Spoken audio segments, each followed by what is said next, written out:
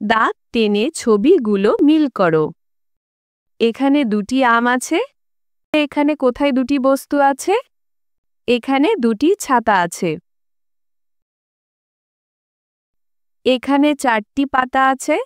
তাহলে এখানে কোথায় 4টি বস্তু আছে? এখানে 4টি কলা আছে। এখানে একটি বল আছে। তাহলে এখানে কোথায় একটি বস্তু আছে? এখানে একটি কাঁঠাল আছে। এখানে 3টি লাঠিম আছে। তাহলে এখানে কোথায় 3টি বস্তু আছে? এখানে 3টি ফুল আছে। এখানে 5টি আপেল আছে। তাহলে এখানে কোথায় 5টি বস্তু আছে? এখানে 5টি কলম আছে। আজ আমরা শিখব বিভিন্ন বস্তুর মাধ্যমে সংখ্যা গণনা। তাহলে চলো আমরা শুরু করি। এখন আমরা 1 থেকে 5 পর্যন্ত সংখ্যাগুলো বিভিন্ন বস্তুর মাধ্যমে শিখব। 1 একটি পতাকা। 2 দুইটি কাঁঠাল। 3 তিনটি পাখি। 4 4টি শাপলা ফুল। 5 5টি বাঘ। দাঁত টেনে ছবিগুলো মিল করো। এখানে দুটি আম আছে। এখানে কোথায় দুটি বস্তু আছে? এখানে দুটি ছাতা আছে। এখানে 4টি পাতা আছে। তাহলে এখানে কোথায় 4টি বস্তু আছে? এখানে 4টি কলা আছে। এখানে একটি বল আছে। তাহলে এখানে কোথায় একটি বস্তু আছে? এখানে একটি কাঁঠাল আছে। এখানে 3টি লাঠিম আছে। তাহলে এখানে কোথায় 3টি বস্তু আছে?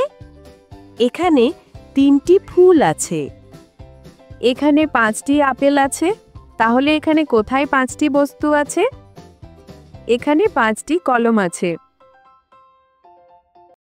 এখন আমরা 6 থেকে 10 পর্যন্ত সংখ্যাগুলো বিভিন্ন বস্তুর মাধ্যমে শিখব।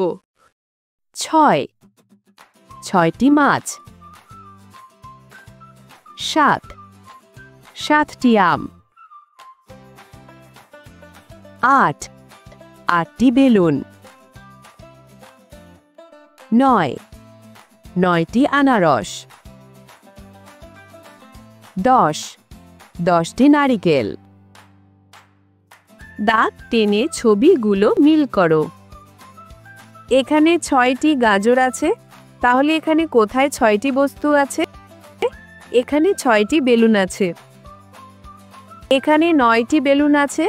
তাহলে এখানে কোথায় 9টি বস্তু আছে? এখানে 9টি চায়ের কাপ আছে। এখানে 7টি ফুল আছে। তাহলে এখানে কোথায় 7টি বস্তু আছে? এখানে 7টি কলা আছে। এখানে 10টি ডিম আছে। তাহলে এখানে কোথায় 10টি বস্তু আছে? এখানে 10টি কলম আছে। এখানে 8টি পাতা আছে। তাহলে এখানে কোথায় 8টি বস্তু আছে? এখানে 8টি গ্লাস আছে। আজ আমরা 1 থেকে 10 পর্যন্ত সংখ্যা গণনা শিখেছি। পরের ক্লাসে আমরা নতুন কিছু শিখব। সে পর্যন্ত ভালো থেকো। আল্লাহ হাফেজ। শিশু স্কুল, শেখা হবে আনন্দে।